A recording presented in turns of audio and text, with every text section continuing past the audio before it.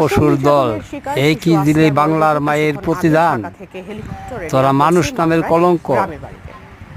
৭১-এর যুদ্ধে স্বাধীন করেছি দেশ, এই জন্য করিলি সর্বনাশ।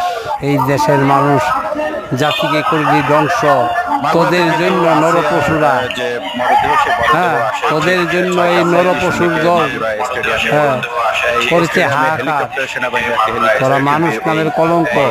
তোদের বিচার এই বাংলার মাটিতে যে আল্লাহ পাক রব্বুল আলামিন তো করবেই।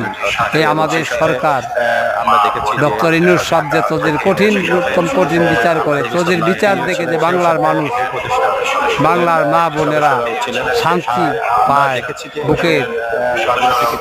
এই নরপশুর দল একই মায়ের প্রতিদান। তোরা মানুষ নামের কলঙ্ক। তোদের মতো পশু যে আর এই দুনিয়াতে জন্ম না নেয়, বাংলার মাটিতে যে আর উদয় না হইতে পারে, তোদের মতো নরপশুরা। সাবধান, সাবধান হয়ে যা নরপশুরা, সাবধান হয়ে যা। তোদের বিচার এই সরকারই করবে ইনশাআল্লাহ। এই সরকার তোদের বিচার করবে, মনে রাখিস, তোরা রক্ষা পাবি না। তোদের বিচার এই বাংলার মাটিতে হবে। কঠিনতম কঠিন যে বিচার সরকার করে, আমি এই জন্য আশাবাদী।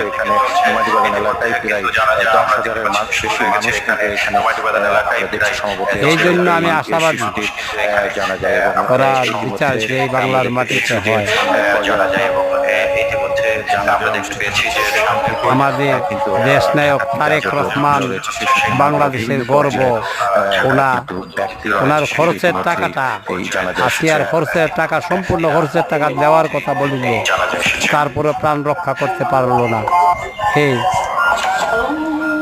বাংলাদেশ জাতীয়তাবাদী দলের জয় হোক, তারেক জিয়ার জয় হোক, দেশনেত্রী বেগম খালেদা জিয়ার জয় হোক। বাংলাদেশ জাতীয়তাবাদী দল, মুরাদনগর, কুমিল্লা।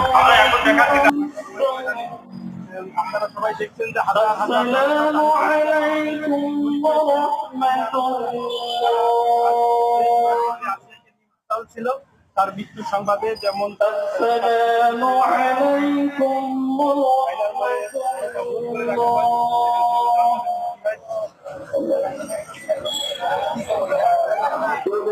ইতিমধ্যে কিন্তু জানাজা শেষ হয়ে গিয়েছে এবং এখনই আসিয়ার মরদেহটি কিন্তু নেওয়া হবে জারিয়া গ্রামে, অর্থাৎ শ্রীপুর উপজেলা জারিয়া গ্রামে।